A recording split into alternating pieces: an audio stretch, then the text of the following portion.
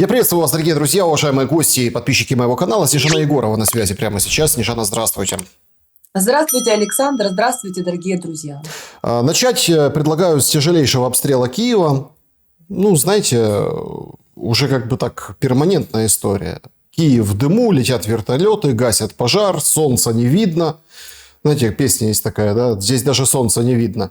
И, собственно, большая трагедия. Ну, правда, о пострадавших пишут 20 человек, то есть об убитых пока на момент нашего разговора не сообщают. Хотя все понимают, атака массированная, атака точечная. Как всегда, Киев в огне, Зеленский на выезде. И звучат вот эти сигналы, мол, смотрите, да, смотрите. Это вот атака сразу после разговора Трампа и Путина. Сегодня, кстати, разговор Трампа и Зеленского. Трамп уже вышел, сказал, я разочарован. В общем, Путин не хочет заканчивать войну. Но тут подбирается какой-то абсолютно, ну давайте так, иной, ну скажем так, вывод. То есть оружие Трамп не дает. Хоть говорит, что поставки будут. Говорит, война не останавливается, все становится только кошмарнее. Это война Байдена.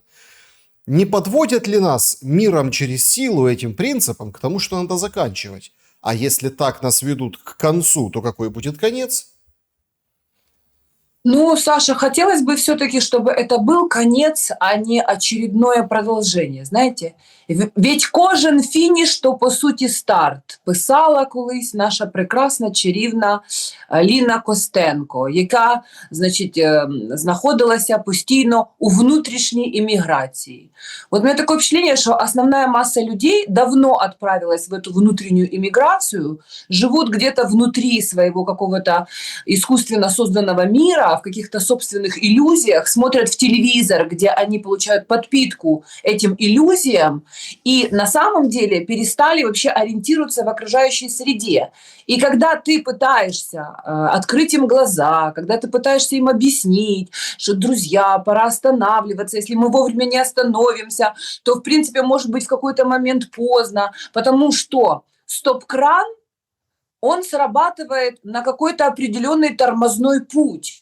Но если в процессе этого тормозного пути уже начинается пропасть, то, в принципе, как ты не дергай этот стоп-кран, но поезд все равно летит в пропасть. У меня такое впечатление, что Украина все-таки стремится лететь в пропасть. То есть она не хочет останавливаться. Я в данном случае, конечно, разграничиваю абсолютно четко людей, пострадавших, вот которым сейчас я искренне соболезную. Я вообще соболезную каждому человеку, погибшему в этой ужасной, глупой, тупой, безмозглой, абсолютно ненужной никому трагедии, которая разворачивается у нас на глазах. Каждый ребенок, каждая женщина, каждый человек, который покинул свою землю, который уехал куда-то непонятно куда, схватив трусы и детей в лучшем случае, который сейчас находится за пределами собственной страны, у которого разбомбили дом, кому на голову упало какое-то оружие, у кого оторвали руки, ноги, со всех сторон. Я сочувствую каждому этому человеку, потому что на самом деле они заложники этого черта конченого, который не пострадает физически ни от чего, потому что вокруг него целая подушка безопасности. Он едет, жрет, срет, прекрасно вообще нюхает, я не знаю, цветочки и не только, в прекрасных парках и сидит, ведет переговоры, и ему некуда спешить, потому что он в самолетах, вертолетах, VIP-коридорах, понимаете, он находится в Букингемских дворцах, он дегустирует коньяк и прочие вещи, а в это время люди погибают. И видят вот эту вот картинку. Киев в огне, летят вертолеты, сверху летят бомбы. В лучшем случае это где-то рядом с тобой, но то, что весь город, он находится, скажем так, под прицелом, под ударом, это было очевидно, это было понятно. И когда барабаны звенят и стучат, а бараны идут на бой этих барабанов, хлопают своими копытами и кричат, что мы будем воевать, они должны знать, что бараны пропасть идут и детей своих туда же ведут. То есть пока люди в Киеве в том числе не осознают, что эта война не будет такой, какой она была раньше. Не будет такого, что они сидят в ресторанах, жрут, веселятся, там у них все прекрасно, свадьби шикарні заказують, у них ведущие. Головне тільки тепер не російською, а українською все це веселощі свої влаштовувати. А в это время в Донбассе будут погибать дети, женщины, рыдать, кричать, остановить эту войну. Так не будет. Я говорила об этом 5 лет. Если не заканчивается война на нашей территории, на тот момент конституционно признанной территории на Донбассе, и если с Западной Украины едут хлопцы воевать, за что они воевали, с нашим мирным населением, с женщинами, детьми, стреляли по старикам и бросали им из беспилотников снаряды во дворы и в огороды, то, в принципе, если это не останавливается, эта война идет дальше, дальше, дальше, и, собственно, она доходит до Киева. Дальше она движется за пределы Киева, а дальше она останавливается в лучшем случае где-нибудь на польских границах, пока где-нибудь на польских границах не прилетит какой-нибудь орешник, в лучшем случае, без ядерного заряда, и не хернет по какой-нибудь Варшаве, вот это все не остановится. То есть мы же это все знаем. Мы просто должны вспомнить, как это все разворачивалось в 20 веке. И когда я людям говорю, что если сейчас не остановится Зеленский, не сядет за стол переговоров, если этого черта не усадит за стол переговоров, если его не заставят подписать капитуляцию, если он не перестанет вот эти вот все устраивать провокации, кричать: дайте нам больше оружия, мы будем производить тут оружие, мы будем воевать до последнего, то в принципе и вы, и мы, Саша, будем наблюдать, что сначала поведут одних, потом других, потом, естественно, как мальчишеки-бальчиши, останутся только дети и старики, и они тоже пойдут, и женщины беременные тоже пойдут на убой. Вот я просто не могу понять, люди этого не слышат, не видят. Как им еще это можно объяснить? Ты рассказываешь, кричишь, бьешь колокола, они говорят: закрой рот, ты слишком громко разговариваешь, размахиваешь руками, ты мешаешь нам спать. Сон разума порождает чудовищ. И эти чудовища приходят за тобой, если ты не хочешь бороться за свою жизнь теми средствами, которые приведут к ожидаемому результату. Если люди суицидники, если они хотят умирать, если им не жалко своих сыновей, братьев, сестер, если им не жалко всех тех, кто идет на эту бойню, если они им хлопают и говорят: да-да, идите, умирайте, мы вас потом похороним с почестями, всі стануть на коліна на Хрещатику, і вас в останній путь проведуть на щиті. Но если люди хотят умирать, как ты можешь их остановить? Вот если человек хочет утонуть, ты его хватаешь за руку, а он идет как баран, и не умея плавать, он идет в воду. Если человек хочет сброситься с моста, вот почему-то ему жизнь недорога, как ты можешь его остановить? Вы знаете, миллион историй, куча видео есть, когда вот эти суицидники стоят на краю парапета и хотят броситься, и какие-то другие люди, рискуя собственной жизнью, пытаются их схватить в последний момент за какую-то там рубашку, кофту, за пиджак вообще. Но вот люди хотят умирать. Мы сколько с вами говорим, Саша, даже мы с вами вот в наших беседах, я говорю, что люди, остановитесь, останавливайте этого урода, не произносите эти ужасные кричалки, вот это «Слава Украине», «Героям слава». Как еще объяснить людям, что это, по сути, сказать «Хайль Гитлер»? Как, по сути, еще им объяснить, что это, по сути, неонацизм? Как еще им сказать, что если вы становитесь на эту сторону, то русские все равно придут, и как потомки победителей у них найдутся те, кто пойдет и будет защищать от нацизма землю и людей. И, в принципе, это не остановится. Как еще это сказать? Никак. Значит, люди должны это увидеть на собственном, как говорится, опыте, на собственной шкуре, испытать, протрезветь. У них должны открыться глаза, они должны понять, что это их коснется и их детей, и, видимо, захотеть жить.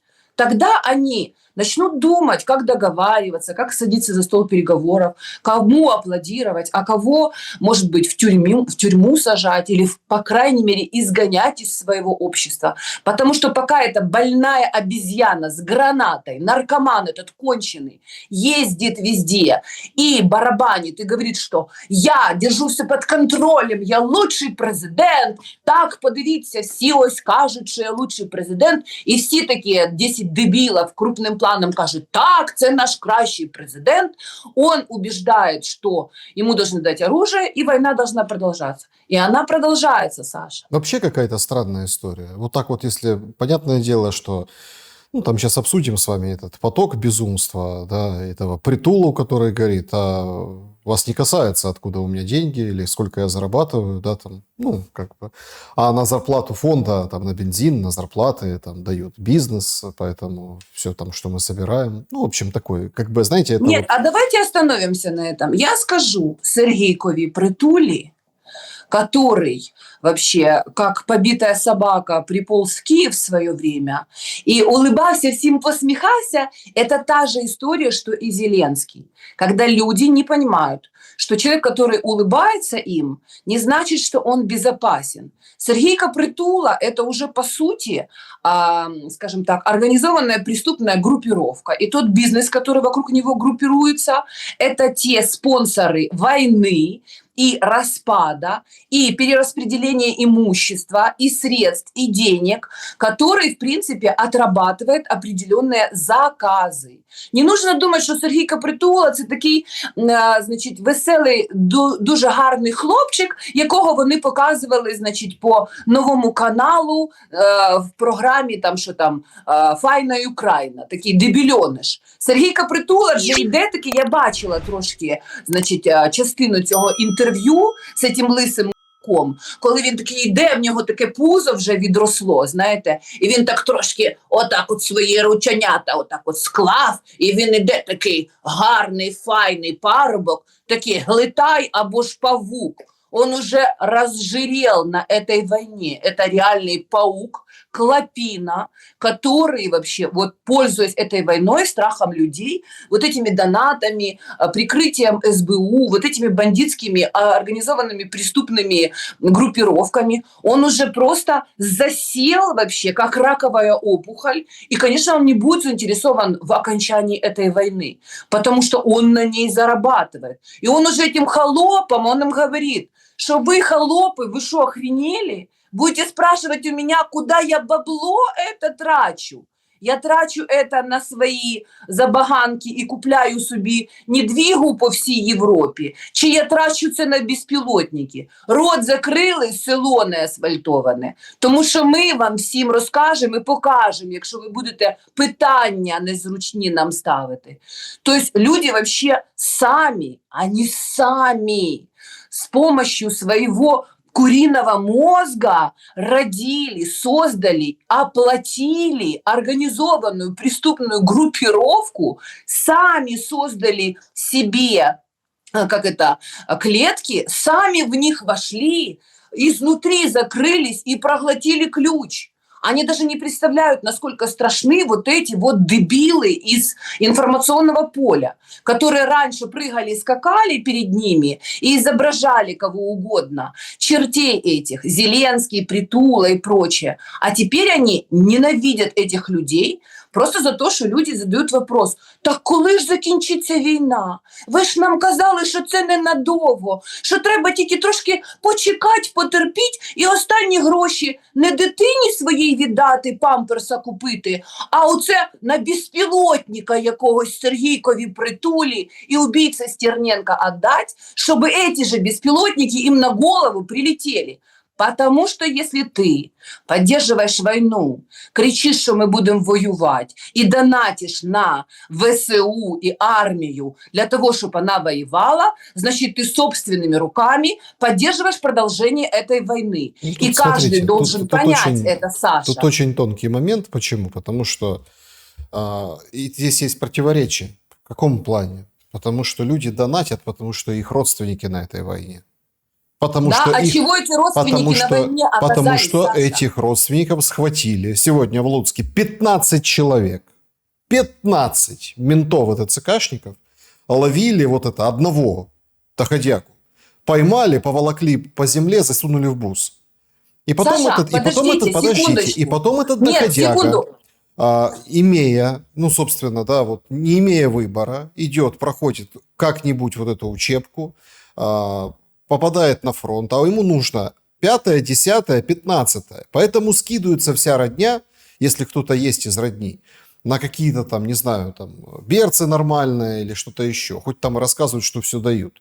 Поэтому, смотрите, у Притулы карт-бланш в этом отношении, потому что, ну, так простые же Нет, люди Саша, воюют. давайте остановитесь, я вас услышала. У Притулы карт-бланш в этом отношении, потому что люди дебилы. Извините, если бы они донатили юристам, которые бы пользовались Конституцией, хоть ее Зеленский и поставил на паузу, но он уже давным-давно пересидевший президент. Он глава вообще организованной преступной группировки, диктатор кровавый, который не хочет останавливать эту войну и, пользуясь военным положением, не дает возможности поменять эту власть. То есть, по сути, он заблокировал все конституционные процессы. Так вместо того, чтобы на берцы, хуерцы и всю остальную историю донатить, они бы лучше собирали юристов, правовых каких-то людей, которые бы, пользуясь законодательством, меняли бы эту ситуацию. Если бы хотя бы одного человека вот так вот за похищение, за то, что его насильственным образом мобилизовали, за то, что вот эти законы принимают конченая вот эта дурочка, Марьяна Безуглая и вот эти все идиоты в Верховной Раде, если бы они, люди, начали в правовом поле существовать и защищать другим способом, вытаскивать своих родственников оттуда, а не нести бабки, откупаться, чтобы во второй раз еще раз откупиться, а в третий раз все равно поймают, бабла уже нет, и все равно твоего родственника, сына, брата, свата и отца привезут тебе в мешке, или в лучшем случае русские где-нибудь на поле боя подберут, сделают идентификацию и дадут тебе, чтобы тебя отдали хотя бы похоронить, а твоя власть конченая даже не даст тебе кости твоих братьев и отцов, понимаете, чтобы земле предать. Люди не делают совершенно страшную ошибку. Они консолидируются против, вернее, вокруг власти, которая их изнутри убивает и не хочет останавливать эту войну. Поэтому оправдываться, что мы дурні, бо бідні, а чого такі бідні, бо дурні, это, в принципе, понимаете, расхожая украинская традиция. Ну, Вот как погодите. только они осознают, что они делают, тогда эта война и начнет заканчиваться. Вот тут-то очень важный момент. Это, собственно, я так Притулу вспомнил, а по сути вопрос-то в другом. Ну вот смотрите, как это? Вообще не пойми кто, какие-то там пакистанцы с какими-то там антисанитарией в этой Индии, индийцы, да, вот это вот все. Ну, повоевали, там, шлюзы пооткрывали, позакрывали, ну, вот эти воды, да, там, ну, постреляли какими-то ракетами, ну, чего-то где-то. Раз, все закончилось. Даже вот это преснопамятный, хотя он гораздо глубже, хотя там понятно, сейчас начинается напряжение Турция-Израиль, потому что Израиль, об этом пишет пресса западная, Израиль как бы укрепился, но тем не менее, вот тоже логично, если посмотреть. 12 дней война, 12 дней. Я вспоминаю, когда я в 2014 году, ну так получилось, да, я как бы еще не было боевых действий, боевые действия меня настигли в Луганской области. То есть тогда же шло вот это расхожее. Это на 2 недели. Ну, то есть сейчас они там покажут силу, те тоже покажут, все тут договорятся. Ну, 2 недели, ну, максимум. Поэтому люди не брали вещей, ничего. Я просто знаю этих людей. Они садились и ехали там на Азовское, на Черное море, ну, потому что лето, 2014 год, ехали отдыхать. А потом прошло 2 недели, прошло 3 недели, а потом не было связи, а потом бомбежки, а потом все, люди остались без ничего. Ну там хотя бы тогда сработало, что какие-то пункты пропуска начали открывать. Ну как-то, что потом это все наладилось, минский какой-то процесс. И пошло-поехало. Почему вот эта война невыгодно, чтобы заканчивалась? А все другие, получается, выгодно, чтобы быстро-быстро закончилось. Где же, в чем смысл несправедливости? Как вы его себе видите? Это все гораздо сложнее, Саша, потому что на этой территории которое называется сейчас Украиной, это вообще поле боя мировое. То есть здесь всегда проходили войны, в силу ландшафта, потому что здесь удобно ее вести, эту войну, в силу расположения, потому что здесь выходы к Черному морю, контроль над ним имеет значение, потому что вы знаете прекрасно, что из всех постсоветских республик самые активные и интересные, жирные для англосаксов цивилизации моря были именно Грузия и именно Украина, потому что они хотят полный контроль над Черным морем, над торговыми путями, и, соответственно, их главная задача отсечь от этого своих прямых конкурентов Россию, которая, как известно, является кладезем всего. И, собственно, она есть тот Хартленд, который, по большому счету, является главным призом. Кто владеет Хартлендом, тот владеет миром. И, соответственно, Украина просто попадает всегда под раздачу. По разным поводам, в разные времена, по-разному это все происходит, война. Значит, приходил Наполеон, приходил Гитлер, понимаешь, теперь пришел Евросоюз, и под видом того, что якобы они спасают Украинушку и несут ей демократию, находят идиота Зеленского, который ради собственных коврижек, ради собственного эго, для того, чтобы о нем все помнили, ему аплодировали, он не понимает, что он просто убивает этот народ. Это все очень сложно. Но, вы понимаете, Саша, дело в том, что в информационном поле отсекаются в Украине давно все люди, которые могут внятно, понятно и четко, убедительно объяснять людям суть происходящих вещей. Потому что когда 5 лет назад я говорила, что будет война, все говорили, что ты дура. Теперь, когда я говорю, что эта война не закончится, если Зеленский будет по-прежнему находиться у власти, все говорят, ничего страшного, другой ничего не изменится. Пусть уже будет этот, нам он хоть понятен. Нет, изменится, потому что этот как раз и раскачивает эту ситуацию. И с его приходом это перешло в горячую фазу. Видимо, настолько были внутренние противоречия и конфликты уже накалены, что, в принципе, нужно было поднять под этой кастрюлей огонек, чтобы оно все закипело и начало вырываться из-под кастрюли. Потому что это все процессы многолетние, десятилетиями они происходят. И, по сути, эта война, как и многие другие по периметру, скажем так, России, это еще результат распада Советского Союза. И почему не заканчивается она? Потому что это внутривидовая борьба, она самая жесткая. Потому что русские воюют с русскими. Только одни русские, которые решили, что они теперь украинцы, а другие русские, которые по-прежнему еще помнят, кто они такие, за что они воюют, и помнят свою историю, что к ним всегда будут приходить и пытаться что-то у них отобрать, Нет, как-то смотрите, изменить их образ жизни. одних русских меньше, чем других русских. Я все-таки пытаюсь, ну, как и вы тоже, взывать к каким-то, не знаю, рациональным вещам. Но вот смотрите, Кривой Рог, прилет, КАП долетел. Специалисты военные говорят, слушайте, ну, Кривой Рог далеко, в общем, от линии фронта, да, вот.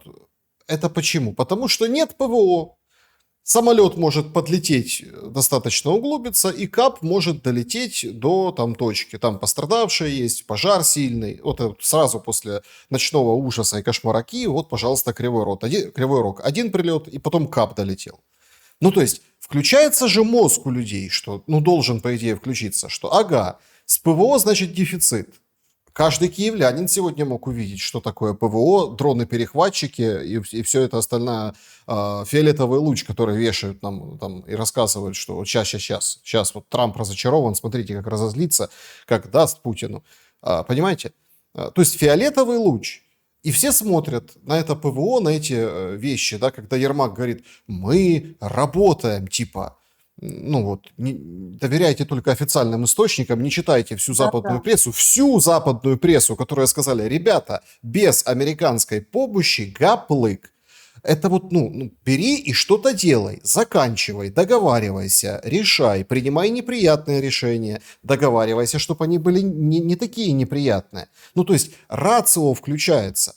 Израильтяне посмотрели на бомбежки своего Тель-Авива, то есть, да, поняли, ну да, понятно, что долго так, ну, и все быстро закончилось. Иранцы победили, израильтяне победили, Трамп победил. Так давайте тут все победим. А тут не хотят побеждать все. Здесь, получается, должен остаться только один. Но и останется только один. Это Маклауты. Знаете, пусть люди пересмотрят старый фильм 80-х годов о Маклаутах из клана Маклаута. Просто, к сожалению, в Украине президентом является конченый черт, понимаете, который еще нюхнуть, еще дыхнуть, он наркоман. Вы понимаете, наркоманы – это же страшные люди. Даже если вот в семье заводится наркоман, у всей семьи возникает созависимость, потому что он ради дозы готов бабушку продать, последние бабки вынести, у ребенка молоко отобрать ради дозы, чтобы еще раз нюхнуть. А потом, когда у него заканчивается бабло, он рыдает у тебя на груди, у него начинается ломка, и ты вспоминаешь, что он твой родственник, и ты говоришь, ну ладно, хорошо, продам еще кольцо, пойду, дам тебе, но пообещай, я сейчас облегчу твое страдание, но что дальше ты будешь лечиться и пойдешь это делать. Он говорит, да, обещаю, клянусь, станет на колени, рыдает, и ты его вроде как спасаешь, потому что он типа твой родственник, а потом, как только ему станет хорошо, опять из него вылазит этот черт, и, в принципе, он начинает, вернее, продолжает делать то же самое.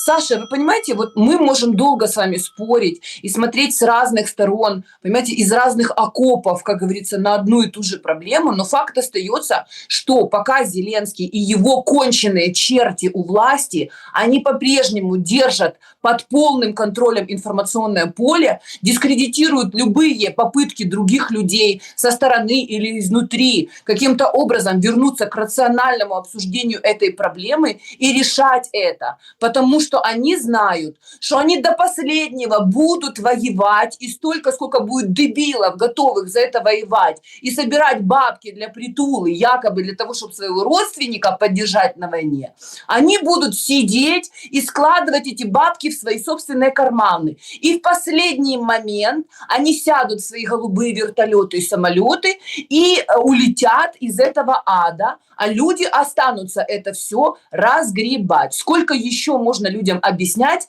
если Зеленский за день до вторжения, зная, что оно будет уже все абсолютно за 3 года, доказательства тому есть, и откровения, и реальные, скажем так, показания людей, что Зеленскому сообщили вплоть до часа, когда будет это вторжение. Об этом знал Кличко, об этом знал Зеленский, об этом все знали. Не только с русской стороны его предупреждали, его с западной стороны предупреждали, потому что русские западную сторону предупреждали. То есть они всем сказали, мы пойдем, мы идем, мы вот уже собрались, мы идем, а эта сука стоял вообще на центральных каналах на фоні українського прапору і казав, що не бійтеся, ніякого вторгнення не буде, ми з вами підемо на шашлыки, и все будет хорошо. То есть он лгал людям, и они по-прежнему хотят ему верить. То есть он специально рассказывал, и его этот Подоляк, и Ермак, який працює,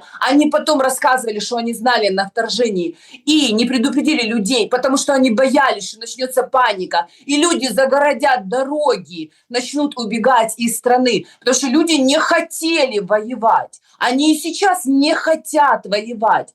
Некоторые мужики сидят 4 года уже из дому, не выходят. Мы знаем же с вами эти истории, мы же оттуда. Мы же знаем, что есть близкие родственники, которые прячут своих сыновей. Они, по сути, в тюрьме, в добровольной тюрьме сидят для того, чтобы не воевать. Выехать они не могут и воевать не хотят, понимаете? То есть мы по-прежнему верим этим чертям, которые миллиарды, миллионы себе в карманы разложили, которые дипломатической почтой своими самолетами вывозят вообще золото, бриллианты и предметы старины и искусства куда угодно, которые скупают по всему миру недвигу на своих матерей-пенсионерах, и их жены по 1,5 миллиона золотишко Cartier на себя навешивают. И мы по-прежнему думаем, а что такое? Что-то не то. Что-то вот... Киев бомбят? Как это может... О, посмотрите! Это Путин плохой, посмотрите! Да. Это Путин плохой. То, что, простите, пожалуйста, но опять-таки, Это все равно от того, что нет, ну как, рациональности какой-то, ну, Откуда аналитики. она возьмется, Нет, Саша? ну смотрите, Откуда она бомбят возьмется? Киев, почему Откуда? не защитить? Вот смотрите, здесь вопрос не кто там любит Путина, не любит Путина. Тут надо четко вопрос власти задать. Смотрите, окей, 500 целей. Вы знали, что будет 500 целей примерно в этот период? Знали, конечно. Ну, то есть все разведка говорила, все сообщения были, что будет 500. Более того, уже там к концу года говорят, ну, может за 1000 за раз целей полететь. Ну, вот, как бы, надо же готовиться, надо же что-то предпринимать, если ты собрался воевать. А так Что получается. предпринимать? Что, Саша? Нет, ну Они смотрите, украли все деньги, они украли все деньги, у них нет собственного производства, они полностью сидят на подсосе у Запада. Запад вообще использует эту войну для того, чтобы перевооружиться и раскачать свой военно-промышленный комплекс. Они с ними в сделке. Эти все Бербоки, Урсулы фон дер Ляйен, тупые курицы, безмозглые, которые подписывают любые документы. За их спиной дюлки, которые зарабатывают на войне, по сути, решают свои вопросы. Эти просто ширма, которые лазят друг к другу, обнимаются, люди на что-то смотрят, то, чего нет, а на самом деле все самое главное происходит в других местах. Всем выгодно на Западе, чтобы эта война была, потому что они зарабатывают бабки в Америке, во Франции, в Испании. Нет, но Испания как раз меньше всего сейчас в этом всем участвует, тоже начинает потихоньку отползать. В Италии эта наркоманка сидит, которая вообще ради того, чтобы ее по телевизору показывали, готова на все, что угодно. То есть это просто ширма. Люди смотрят и ждут, что кто-то что-то будет решать, а на самом деле люди же сами эту войну, как говорится, благословляют своей ненавистью, своей тупостью и тем, что они поддерживают и хлопают Володимиру Зеленскому и кричат от того, что они будут кричать, что Путин та-та-та или еще что-то ту-ту-ту, от этого вроде как им станет легче. Потому что Путин совершенно спокойно, как взрослый, ответственный дядя, 25 лет держащий, как говорится, в узде огромную страну, которая, в принципе, в анамнезе имеет очень серьезный революционный потенциал, и народ его поддерживает, он говорит спокойно, открыто, что, друзья, давайте договариваться. Каждый раз будет хуже. Мы просто не хотим этого делать с вами, потому что мы считаем, что это наши братья, потому что мы относимся к украинцам как к одной семье, потому что у нас общие связи, потому что это наша земля, поэтому мы не хотим бомбить Киев, Одессу и все остальное. Мы хотим договариваться, но черти хотят, чтобы Путин бомбил. И с каждым разом из-за того, что не происходит вот этого процесса, уселись за стол и начинают договариваться, это все повышается, повышается и повышается градус. Страдают простые люди, а Ермак, Зеленский и прочие подонки набивают себе карманы. Потом они куда-нибудь свалят вообще, сделают себе пластические операции или спрячутся где-нибудь в океанах, на островах Буянах, а вы будете сидеть и рыдать по своим братьям, сестрам, по своим детям, потому что вы были тупые и отправляли своих детей на убой, вольно или невольно, поймали их или не поймали, но вы донатили, чтобы Притула потом сказал: эй, холопы, вы что это мне тут вопросы задаете, куда я бабло трачу? Это вообще не ваше дело, потому что это уже не ваши бабки. Вы же добровольно их мне дали. Вот я и живу, как я считаю нужным. Кто неимоверный. виноват в этом, Саша? Кто? Неимоверный твит республиканки, конгрессвумен Анны Паулины Луны. Зеленский запретил православную церковь.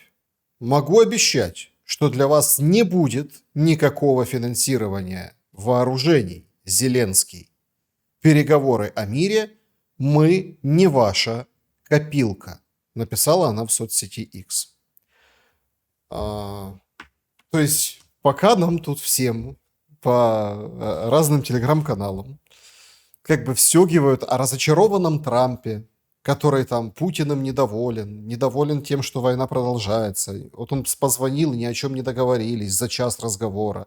Ну, фильмами обменяться о традиционных ценностях, да, и там чего-то еще, скажем так, такое. Ну, по сути, по Украине не договорились. Сегодня будет разговор с Зеленским. Мы с вами пока не знаем его результатов. То есть мы видим, что разочарование, оно еще в другом. Действительно, есть закон, запрещающий Украинскую православную церковь. он как бы вот вступает в силу сейчас, да, месяц назад. То есть, в принципе, все эти приходы, да, переводят под ПЦУ. Но делается умопомрачительный шаг. Забирается гражданство у Ануфрия. То есть под повод какой, что у него там паспорт российский какой-то мохнатый, столетний, там, ну, в общем, начало нулевых, там, он получил, мол, и никому не сказал. Поэтому СБУ предоставила материалы, Зеленский выписывает указ по настоятелю Украинской Православной Церкви и приостанавливает его гражданство.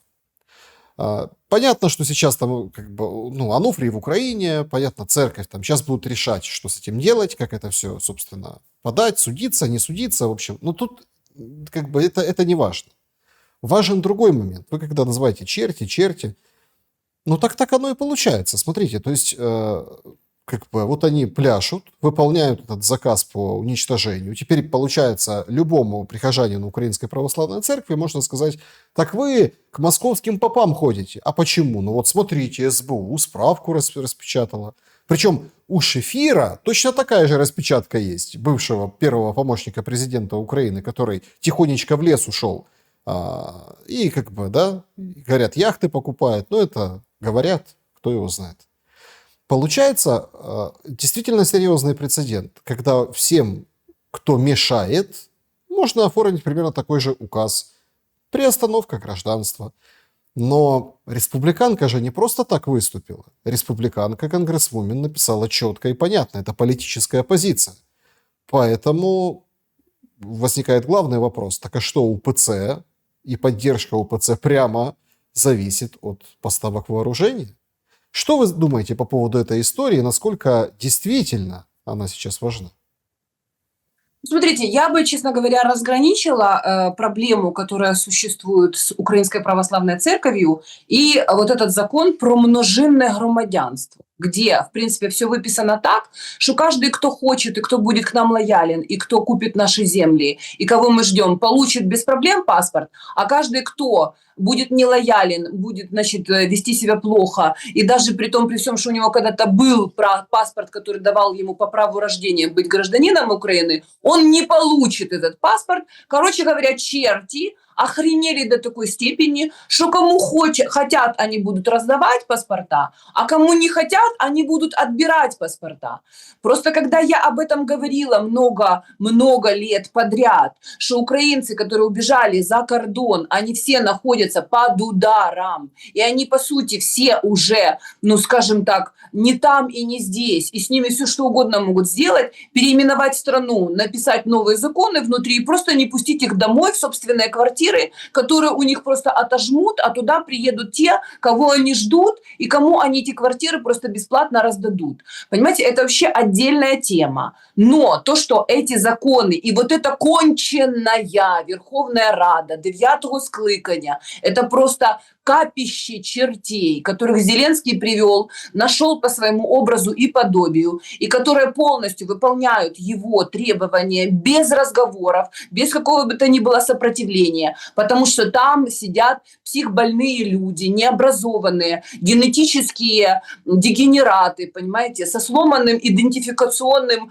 как говорится, кодом внутренним, понимаете, и генетическим. То есть вот такие, как Марьяна Безуглая, со справками. То есть они эти законы принимают для того, чтобы издеваться над людьми и чтобы этот концлагерь никогда не заканчивался. В том-то все и дело. Это как раковая опухоль. То есть если ты обнаружил раковую клетку на ранней стадии, ее желательно лечить немедленно, лечить, и, собственно, там химиотерапию проходить, хотя, в принципе, химиотерапия убивает частично там какие-то функции организма, но, по крайней мере, нужно вытравливать эту клетку. Но если эту клетку не лечить, аплодировать ей, наоборот, еще покуривать, побухивать, воевать вообще и давать возможность этой клетке чувствовать себя хорошо в твоем организме, то она разрастается, как Зеленский со своими чертями, и пожирает этот организм. Они просто сжирают страну в прямом смысле этого слова. И людей в прямом смысле этого слова. Кладут на алтарь своего собственного безумия. Поэтому смотрите, что касается святейшего митрополита Ануфрия, да, для меня изначально было странно, что люди, православной веры, которые, по сути, должны быть отрешены от мирских дел, хотя, в принципе, они всегда имеют дело с мирянами, но они должны быть связаны, скажем так, определенными узами с небом и с духовными какими-то вещами, когда Украинская православная церковь, и мы помним это видео, собрала своих как бы патриархов и монахов, значит, и митрополитов, и всех вот этих людей, поставила красивенько, значит, на ступенечках Києво-Печерської лаври і почали звертатися до Володимира Зеленського і нагадувати йому, що вони ж його підтримували, коли він йшов у президенти, що вони ж йому подзвонили, тому що там якомусь братові прийшло, значить, послання, що він стане президентом, і вони були першими, хто йому сказав, а він пообіцяв, що він, значить, тоді православ'я прийме. Мне тогда стало понятно, что православную церковь ждет разгром. Потому что если они начали играть в политические игры, и если они не поняли, с каким чертом они имеют дело, и они не стали единым порывом со своими мирянами и сказали, что люди добрые, беда идет на нашу землю, и она здесь внутри, и к нам придет война, и будут выжигать каленым железом, потому что бесы сейчас нами управляют, если они не стали в противостояние с этой темной силой, а пытались с чертями договариваться, то, в принципе, стоило этого ожидать. Поэтому, потому что черти, они не воспринимают митрополита как нечто, понимаете, сущность какую-то там, скажем так, православной церкви, да? Они просто опускают его на уровень громадянина Березовського.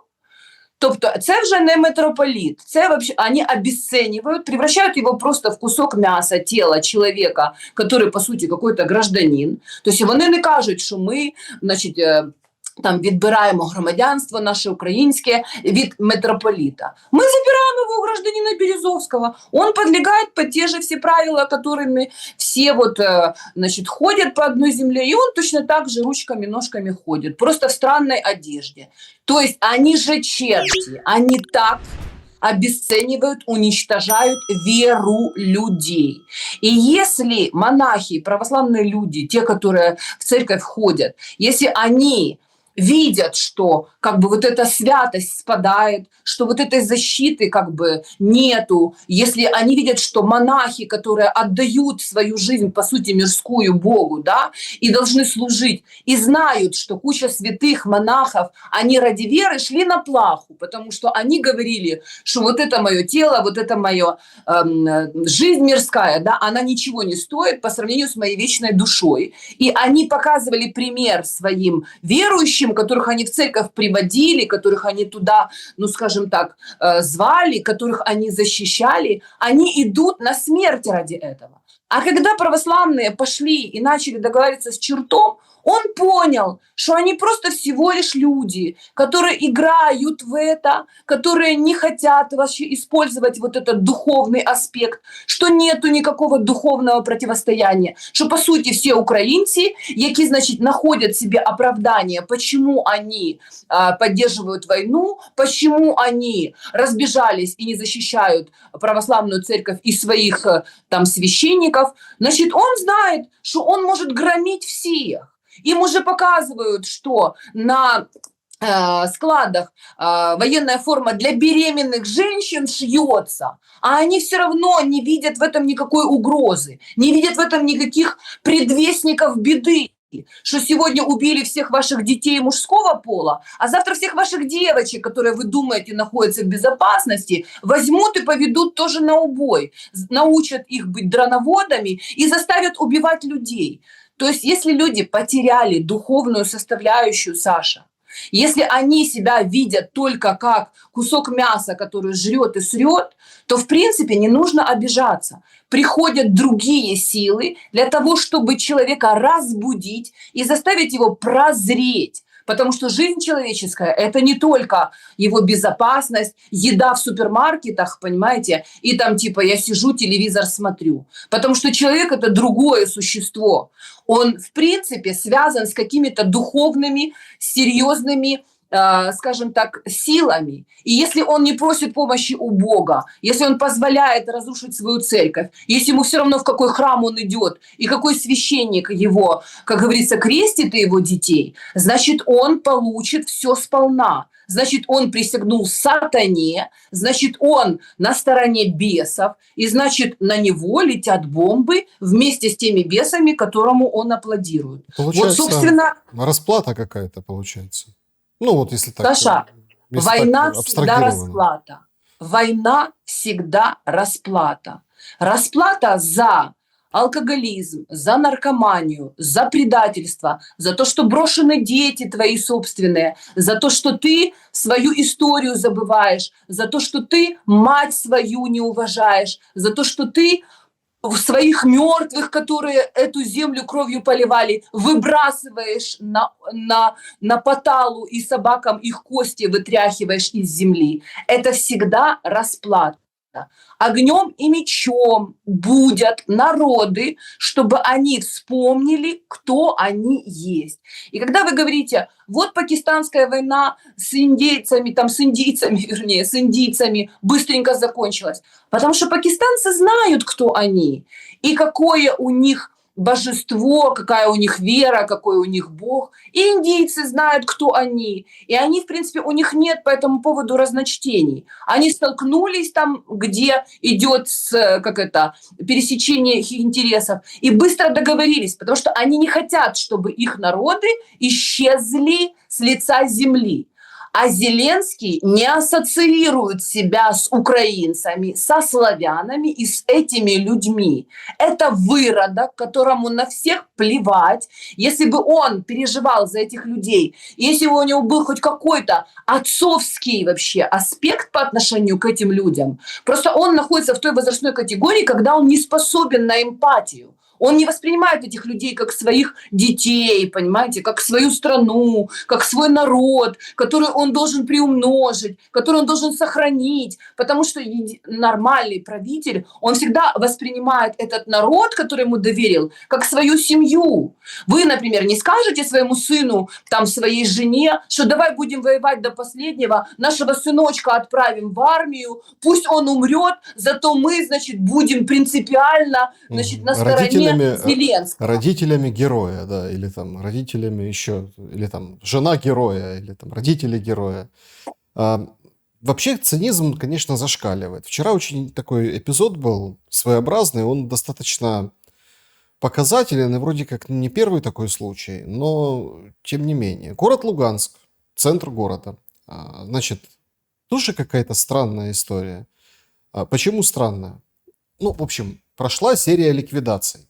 То есть там заместителя начальника Черноморского флота, там, да, вот ВМФ Черноморского флота, в общем, в Курской области ликвидировали. В Луганске, скажем так, ликвидирован бывший мэр, ну как мэр, руководитель города, причем он руководитель города с 2014 года. То есть, если бы там какие-то действительно были вопросы к этому бывшему мэру, как главе администрации, то там с 2014 года, там, мы же помним, там, в том Луганске и везде, в общем, взрывали и машины, и все на свете, и там Плотницкие, в общем. Ну, то есть, а тут вот именно сейчас, понимаете? Но тоже такой способ какой-то такой ужасный. Значит, женщина, подрывница, сообщили в средствах массовой информации. Сегодня приходят подробности. Значит, погибла, понятное дело, она сама, и ее, скорее всего, использовали в темную, потому что 36 лет, женщина, в рюкзаке взрывчатку, она оставила около дома на улице. В этот момент мимо проходил этот Манолис Пилавов, и раздался взрыв, и они оба погибли.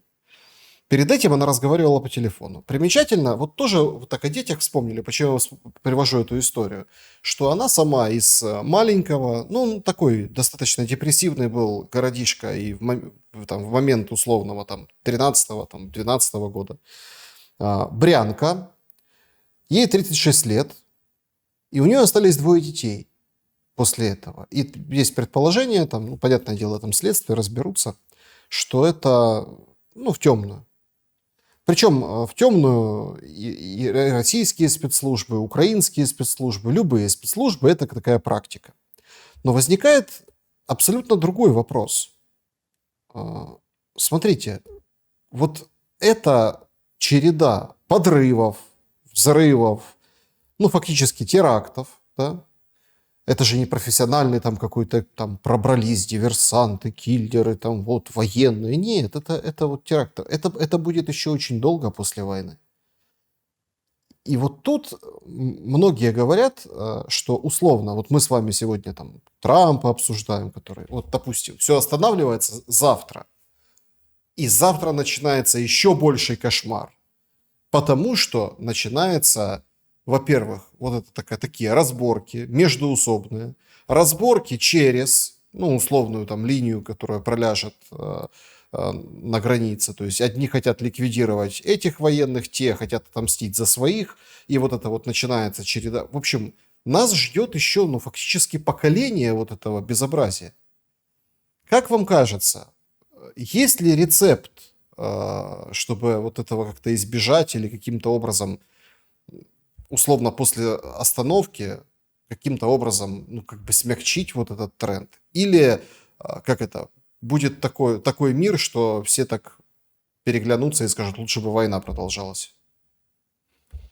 Что мне кажется, Саша, на самом деле все известно. Есть рецепт. Нужно просто историю знать и просто перечитать, скажем так, все эти рецепты и их использовать. Потому что если есть ингредиенты у тебя к тортику, то ты можешь его приготовить хоть по рецепту, который в прошлом году выпустили в книжке, хоть 100 лет назад книжку ты нашел, и тот же рецепт, там тоже яйцо, та же мука, понимаете, та же вода и тоже подсолнечное масло. Те же люди в том же месте совершают те же ошибки по тем же причинам, потому что они подумали, что они особенные, что технологии, которые создают ощущение, что какой-то новый мир, их ввели в заблуждение, и они пошли за иллюзией, которая, в принципе, не является реальностью. Для того, чтобы больного психически человека, у которого вывернулся мозг, вернуть обратно, есть, скажем так, первое, нужно поставить диагноз, понять, какой у него форма психоза, шизофрении или там невроза какого-то, а потом давать ему определенные лекарства, как они подействуют. То есть сначала связать руки, чтобы он сам себе не навредил, понимаете, и посадить его в комнату с белыми стенами, чтобы он успокоился. Потом медикаментозно там давать какие-то успокоительные лекарства. Потом, когда прозреют глаза, ломка пройдет, и он начнет осознавать что-то, опять ему начать напоминать, кто он, что он, книжки читать, понимаете, Чехова, Достоевского, Лермонтова, Толстого, и, в принципе, напоминать ему, кто он такой, откуда он идет и что вообще происходит. Такие же точно события были после Первой мировой войны, после Второй мировой войны, были определенные отряды. Опять же, на Украине был некий Судоплатов, которого фамилию черти по-прежнему боятся как огня и ненавидят, потому что он занимался зачисткой вот этих вот, скажем так, тех, кто хотел вести подрывную работу, в темную использовать мать двоих детей, чтобы передать ей какое-нибудь взрывное средство, рассказывать ей, что на самом деле она несет что-то другое куда-то, и она за это заработает деньги. Возможно, она просто, потому что нет работы и нет возможности своих детей содержать, она согласилась это сделать, что-то передать для того, чтобы заработать какую-то 1000 гривен и своим детям пойти, я не знаю, молока купить. То есть по разным причинам, как вообще людей используют. То есть люди не должны быть наивными, их нужно просвещать, им нужно объяснять. Если они хотят жить, значит, они должны быть умнее, они должны быть подкованнее, осторожнее и, как говорится, не быть неразборчивыми в связях. Конечно, здесь такое огромное количество агентов, сумасшедших, неадекватных, уже больных, пострадавших от войны, без рук, без ног, потерявших своих побратимов. Половина из них куда-то убежит, кому есть чем бежать. Вот эти ТЦКшники, свиньи, они же зарабатывают на человеческом горе, они же латушат это бабло, и мы знаем прекрасно, как приходили, как говорится, к тем, кто не поделился, и демонстрировали, какие миллионы и миллиарды у них в тумбочках лежат прикроватных. Эти побегут, кто-то затаится и останется, кто-то будет в другие регионы переезжать, как мы потом выясняем, как, например, полицаи времен Второй мировой войны, которые насиловали женщин, уничтожали людей, расстреливали детей, понимаете, и там евреев грабили, которые потом с этим баблом в другие регионы переезжали, имена другие брали, понимаете, и пытались каким-то образом, скажем так, не отсвечивать до лучших времен. Вот так это все и будет. Вот это безумие, которое сейчас в Украине развивается, оно еще не дошло до окончательной стадии. Поэтому это очень важно закончить. И если не придет, скажем так, и не будет налажена какая-то система власти, да, то есть контроля какого-то, то, конечно, если бесконтрольно, это будет превращаться, понимаете, в бесконечный вот такой рецидив. И, в принципе, люди сами себя будут пожирать, поедать, все будут, ну, как бы хуже и хуже, то есть это будет падение до полного уничтожения и исчезновения. Вы знаете, Саша, я когда приехала сюда во время пандемии с моими детьми, уже в предощущении того, что если не остановятся люди, не осознают, то нас ждут тяжелые времена, потому что я видела степень шизофрении людей. В силу своей профессии я объездила всю Украину, и вот эти все тенденции я видела, скажем так, уже в масштабах. Я начала писать мою книгу, которая называется «Страна убитого народа». Между убитого, между буквой «У», большой заглавной в кавычках, троеточие. Это люди определяют, они хотят быть страной убитого народа раз и навсегда, либо они хотят быть страной убитого, но живого народа. Люди выбирают, если они в основной своей массе суицидники, если они совершают глупые действия, не делают выводов из своих собственных жизненных ситуаций, не делают работы над ошибками, не слушают умных, не понимают, что им надо лечиться, идти к докторам, и какой бы ни была горькая таблетка правды, но все-таки ее принять, остановиться на краю этой пропасти и попытаться отползти от нее, значит, они будут продолжать, как крысы, за вот этой дудочкой крысолова падать в эту пропасть, в эту бездну, пока они не захотят жить. Сейчас они хотят умереть. Точнее, они хотят убить другого. Когда ты хочешь убить другого, москаляку на геляку, может так случиться, что москаль все-таки встанет и придет, и повесит быстрее тебя. То есть, если ненависть является движущей силой, то война только разгорается. Если люди хотят жить, они должны возвращаться в свои церкви, к своим истокам, вспоминать, кто они такие, идти молиться, каяться, а не брать оружие в руки, не давать оружие в руки, не придумывать історії, не слушать притулу, що ми збираємо кошти для вашого бійця, для того, щоб він вижив на війні. Эта война не рассчитана на то, чтобы ваш сын, брат или отец выжил. Она организована для того, чтобы он пошел там и умер. Не сегодня, так завтра, не завтра, так послезавтра, не послезавтра, так через 3 дня, но в любом случае живым он не вернется, потому что пока мы не перемолим максимальное количество ваших родственников, мы не остановимся. Пока женщины, как минимум, не поймут, что их детей у них отберут и убьют, и пока они не станут противостоять этому, не будут отправлять туда своего мужа, не будут отправлять туда своего сына, мало того, что они их спрячут в подвале и превратят их в домашнее животное, которое еще страшнее может превратиться, потому что человек, который не выходит вообще из собственного дома годами, у него тоже уже болезнь, которую потом долго нужно будет лечить. А они должны вообще осознать и противостоять этому аду.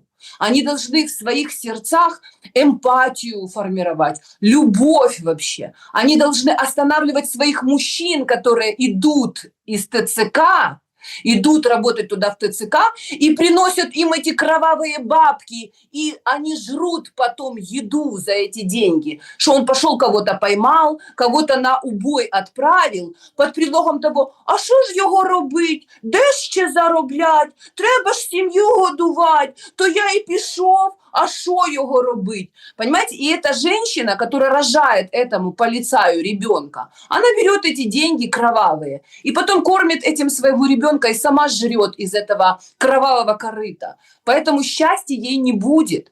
В церковь они не ходят, круговорот добра в природе они прервали, а круговорот говна в природе, понимаете, они расширяют до невообразимых пределов, потому что они всех ненавидят и во всех бедах винят кого-то вокруг. Путина, русских, Москву. А я еще раз говорю, что зло сидит на Банковой. Внутри, в центре Украины сидит, сука, черт, убивает людей собственных, раскачивает и расширяет эту воронку, а они ему аплодируют и ведут туда своих детей, отдают свои последние деньги и аплодируют Притуле, который уже скоро лопнет, понимаете, у него уже скоро живот вот так вот Ну, до шеи дорастет. не только Притуле аплодируют, знаете, вот то, что Не, ну я имею в виду, нет, я показательный- не в данном случае не о Притуле как таковом, Нет, я говорю смотрите, просто о этих людях. показательный же момент, что когда ударили по полтавскому ТЦК, там, кстати, погиб там, ну, один там молодой парень, 21 год, он там облгосадминистрации стажировался, да, там работал просто как парень, он там работал, учился параллельно на заочке. И военный тоже. Это их показали просто людей, да, вот кто конкретно погиб. Хотя там пострадавшие, раненые и так далее. Соцсети взорвались. Соцсети взорвались. И мне почему-то вот я вот слушаю вас, и опять-таки, да, все же переживают и думают, а как закончить войну, да, что это вот там Егорова и такие, как Егорова, вот рассказывают, что там в сердцах изменить отношения. Ну так получается, а смотрите, а другого выхода нет. На Трампа нет надежды. На Путина, что он передумает или плюнет, скажет, все, короче, как хотите тут со своей Украиной, все, мы там сворачиваемся. Тоже этой надежды нет, потому что там другая игра геополитическая, мы об этом говорили. На Зеленского надежды, получается, тоже нет. Он становится в позу. А когда бомбят, люто бомбят Киев, Украину, прилетает в его родной Кривой Рог, прилетает в Киев, столицу, где он находится, он за границей. Ну, так совпадает постоянно. Я вот не знаю, как так получается. Никто не знает, наверное, как так получается.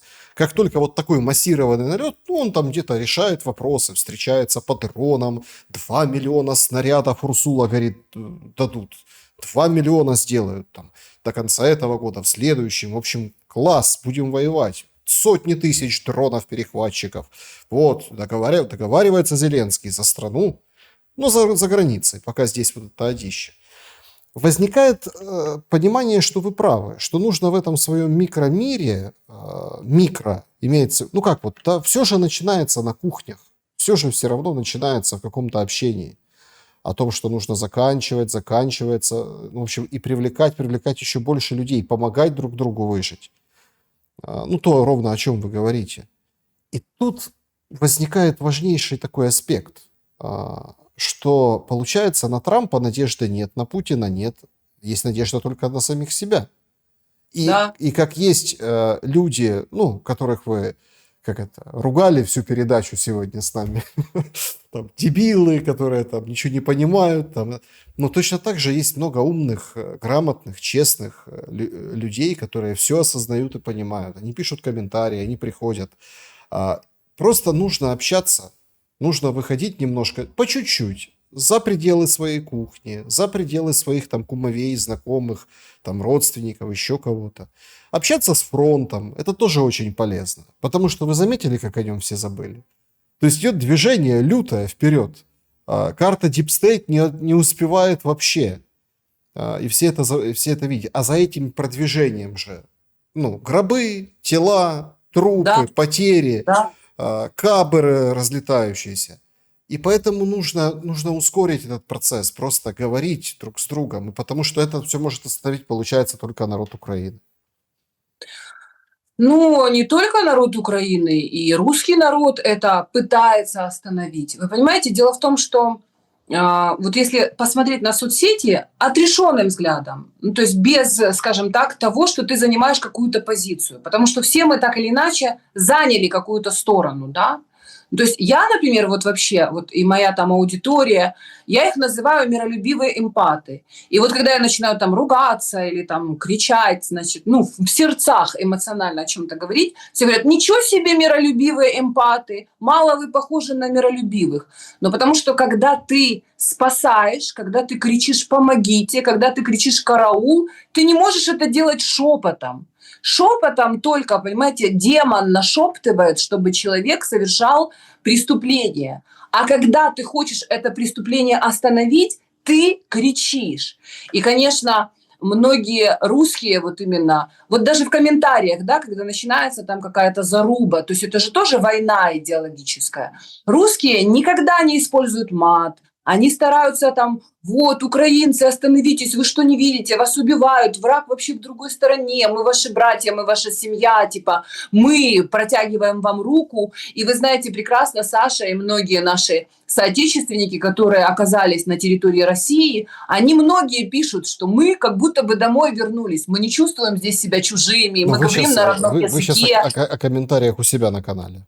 Да, я о себя, о своих комментариях, потому что вы же говорите, что помимо безумцев, которые призывают к войне, на ней зарабатывают, и дураков, которые им верят, есть куча людей порядочных, нормальных, адекватных, которые свою историю не предали, которых своих предков, ну, как бы на мусорку не выбросили, и которые призывают к тому, чтобы люди одумались.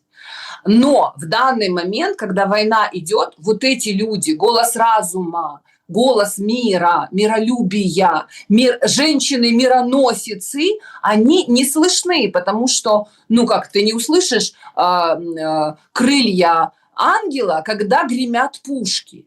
И, соответственно, конечно, это внутри каждого отдельно взятого человека происходит это переключение, этот слом, когда он остановился и подумал, куда я иду, зачем я беру оружие в руки, кого я хочу убить, с кем я воюю, за что самое главное. Вот эти вот ребята, которые на фронте, за что они воюют? За зарплату? За то, что у них нет перспектив в жизни, потому что они просто ненавидят людей, они хотят проверить себя на прочность, они сталкеры, они просто неадекватные. Или если они воюют за свою страну, пусть они оглянутся и посмотрят, во что превратилась эта страна. Украина превратилась в концлагерь, где закрыты границы, где наверху воруют вообще из бюджета, людей ловят как собак вообще, и им рассказывают, что это и есть демократия. За это надо умереть, чтобы твоя мать потом осталась без пенсии. Мы вообще просто не затрагиваем вот эти все гуманитарные вопросы. Те законы, которые принимают эти конченые черти в Верховной Раде, которые отключают людей от пенсии, которые говорят, да, у вас не буде пенсії, готуйтеся, що ніяких не буде у вас пенсій, тому що у нас проблеми, ми вже оце в довгах, як шовках, розумієте? Тому, в принципі, оце готуйтеся. І детей у них нет, у них Зеленский украл детей и убил их, пенсию у них отберут, а то, что они говорят на русском языке, им еще скажут, что оце ви совки вонючі, і, значить, вам треба помирать, а потом они примут закон об эвтаназии и принудительной эвтаназии. И я вам говорю, что если украинцы не остановятся, то, в принципе, концлагерь этот будет не просто, когда отлавливают какую-то часть и бросают на убой, а просто будут уничтожать всех вообще, расстреливать или там уколы какие-то смертельные давать. Не можешь себя содержать, не хочешь участвовать, не можешь быть полезным на войне. Не ты кусок мяса, который может взять оружие в руки и понести, нанести урон там русским и России. Значит, просто умри. Потому что украинцы сейчас это просто орудие в интересах вот тех вот, кто стоит за ними. Они там сидят, жируют, они сидят, значит, бабло калашматят, они веселятся, значит, по ресторанам ходят, а Украина – это поле боя. И пока люди не захотят остановить это, не захотят, чтобы их дети, они сами жили на поле боя, пока они не осознают, что бомбы будут и в Киеве лететь, и дальше за Киевом, и в Житомир, и в Полтаву, и в Вінницю, и до Львова вони долетять. В принципе, ничего не будет. Вот наша задача – бить в эти колокола, и если после наших разговоров с вами, Саша, хотя бы один человек поймет, увидит, у него откроются глазоньки, он прозреет и защитит свою там ребенка маленького своего, жену свою остановит, сам типа как-то по-другому начнет двигаться, а таких людей будет больше и больше, вот это и будет наша миссия, потому что наша задача, вот этот морок информационный, который дебилы в зеленом шмарафоне валят людям на голову, вы видели вообще вот этих вот дебильных тылыть, которые там стреляют, вот так вот он размовляет, да что там Путин, это, в принципе, люди, которых нельзя показывать по телевизору. Это просто, они, казалось бы, молодые еще достаточно женщины, но это просто бабы, базарные бабы, которые в лучшем случае могут где-нибудь сидеть на базаре, лускать семечки, понимаете, и что там все, уровень вообще аналитики ноль, это просто какие-то сплетни досужие, они несут любую ахинею, ни за что не несут ответственности и сводят людей с ума. Знаете, в чем была самая главная беда, например, нацистской Германии и людей немецкого народа, который, в принципе, поверил Гитлеру? Потому что Гитлер снял за них, вернее, снял ответственность с них за все преступления, которые они совершали на территории Советского Союза и по всей Европе. То есть, когда человек думает, что Зеленский несет всю ответственность, и мы ему вверяем нашу судьбу, а мы наши преступления тут совершаем, тому що в нас такі діла, тому що нам треба десь гроші заробляти, працювати десь треба в ТЦК, ми йдемо туди, щоб нас не послали сюди чи кудись. В принципе, они должны знать, что они в одной упряжке. Они и есть вот эта преступная власть, если они ее поддерживают. А если они не захотят ее поддерживать, если каждый отдельно взятый примет решение противостоять этому на своем месте, где бы то ни было, если вот эти люди, голос разума которых дает им, скажем так, указание не воевать, не сеять вот эту ненависть, не участвовать в этой войне, то, в принципе, постепенно, по чуть-чуть, знаете, вот это как чаша весов, вот правосудие, да, почему оно всегда слепое? Потому что только весы, оно определяет, будет помилование или будет наказание. Проблема в том, и каждый что... должен, Саша, свою, как говорится, жизнь положить на ту чашу весов, которую он хочет, чтобы она перевесила. И если люди захотят мира, они найдут способ, как сделать так, чтобы этот мир наступил. Просто понимаете, тут какой момент. У каждого своя чаша весов внутри себя, и каждый делает выбор, исходя из там, своего положения. Но тут тоже такой момент, да, страну, которую там учили и вбивали там коллективное, принесли это коллективное вот с этим постулатом о нации, мол, нация, то есть коллективизм, который как бы не умер, ну, типа от людей, чтобы все было, туда принесли вот эту нацию. Но у каждого параллельно с этим современный же мир сейчас все-таки как ни крути. И тут проблема всей этой войны еще и трагедия именно на этой территории в том, что у этих территорий начало получаться. Ну вот при всех прочих. Все начало получаться. В России, в Украине, в Беларуси чуть по-другому, ну и так далее. Современные уклады, цифровые какие-то удобные вещи. Нормально начали там как бы, ну, имеется в виду развитие. Да? То есть, по большому счету, я согласен с теми людьми, которые вот, если бы сделать уровень синергии, условно, этой территории, ну, давайте назовем это Восточной Европой, да, ну, вот постсоветского пространства до Урала, вот этого, да, ну, как бы если сделать синергию, то Европа отдыхает. То есть там уже, ну как, не получится, скажем так, как это, превосходить, да, вот эту территорию. То есть это идет серьезная историческая борьба, поэтому тут это все и происходит. Я к чему? По поводу внутренних весов. Когда пограничник уже бежит, пограничник, потому что он прознал, что ему надо отправить его на фронт. Это тот пограничник, который еще вчера ловил ухилянта, который бежал там через Тису или стрелял там ему вдогонку, попал, не попал. В Тисе в этой тонут непонятно что. Он сам уже плывет через Тису, он сам уже бежит, он сам уже, скажем так, ну это, наверное, показатель, что у многих внутренние весы уже, ну, если не шатаются, то перевалили в правильную сторону. Просто этих людей никто не объединяет, потому что все разрознены. Вот так получается. Ну, знаете, Саша, иногда есть время разбрасывать камни, а иногда есть время камни собирать. Это просто исторические моменты. Людям легче жить, если они находятся немножко над вообще этой ситуацией, и если они могут благодаря образованию и благодаря критическому мышлению и причинно-следственным связям, которые, в принципе, хотят вырвать у людей, как, собственно, и язык у людей вырывают. Почему так борются с русским языком? Потому что русская, скажем так, мысль, да, она не прерывается.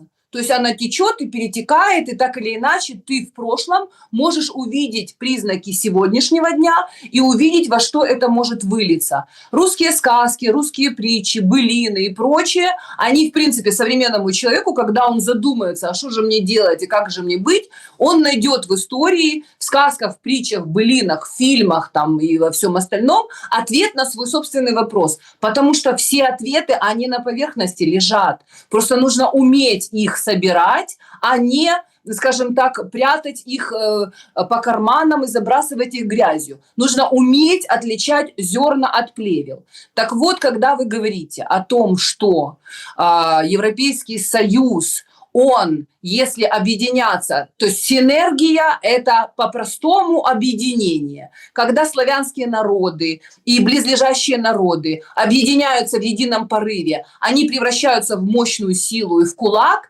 который способен в едином порыве и в экономическом плане на основе тех богатств и ресурсов, которые у нас есть, нефть, газ, золото, леса, пушнина, там типа и… Даже не в экономическом, Снежана. Вот смотрите, я даже не беру экономику. Подожди, дай я закончу, Саша. Смотри, когда мы объединяемся, мы та сила, которая способна в нашей ближайшей истории отправить человека в космос и покорять его. Да.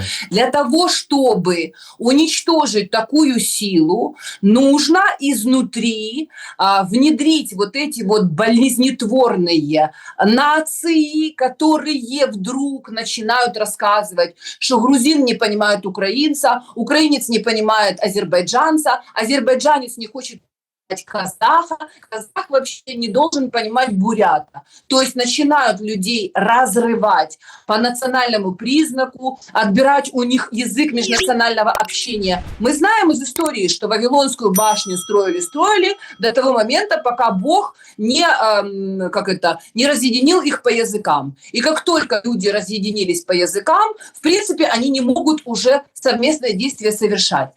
Европейский Союз – это его прототип, это Третий рейх. Он развивался и жирел на разграблении падшего своего противника Советского Союза. То есть, когда русские думали, что они идут в Европу и больше воевать не надо, и типа мы теперь все друзья, и будем экономически, скажем так, создавать связи, они думали немножко про другое, когда они якобы складывали оружие и с распростертыми объятиями шли брататься, объединяли Германию и вообще думали, что все теперь будет хорошо, воевать никто ни с кем не хочет.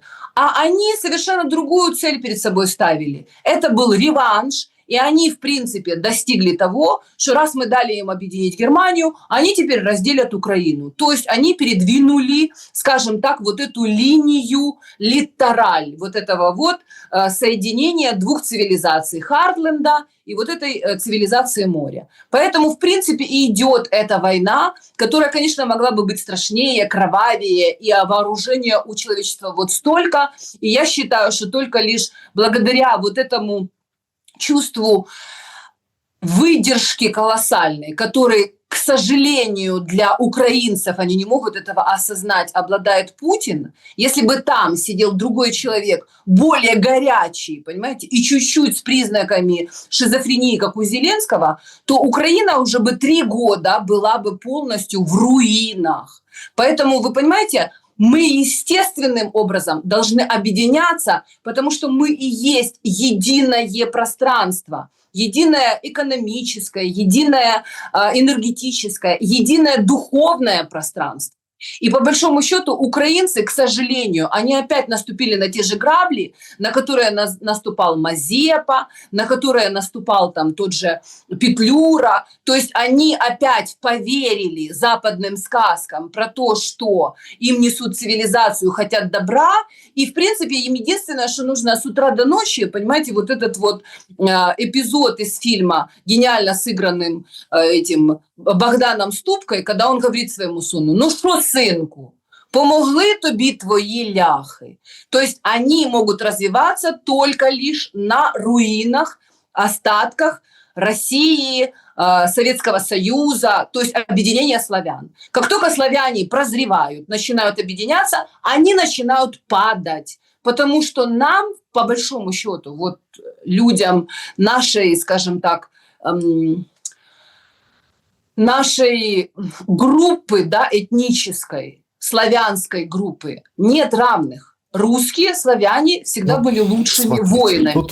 Тут можно, знаете, так, я сразу вас как бы поправлю, поляки тоже славяне. Ну так, на минуточку. Это просто надо тоже помнить. Вообще-то. Да, Саша, но только их трижды делили. И они не хотят в этот раз, чтобы поделили их. Поэтому они сделали все возможное, памятуя свой плачевный опыт, чтобы делили сейчас Украину. Они перенесли границы вот этого поля боя на нашу территорию. И не нужно думать, что поляки – это наши браты. Как наши там кричали некоторые тоже известные персонажи, що це поляки, полячечки, наші ж брати і сестри. Ми ж до них поїхали, ми ж до них там побігли, вони ж нас прийняли. Ничего они нас не приняли, они просто нас подставили вместо себя. Они Украину сделали сакральной жертвой. А украинцы просто из-за того, что они долгие годы пребывали в иллюзии, что войны больше никогда не будет, и что мы находимся под ядерным зонтиком, и мы, по сути, одна территория, пропустили этот удар, запустили этих всех лист, таких как Зеленский, черт, как Притула и все остальные, в свою основную комнату, где головной мозг работает.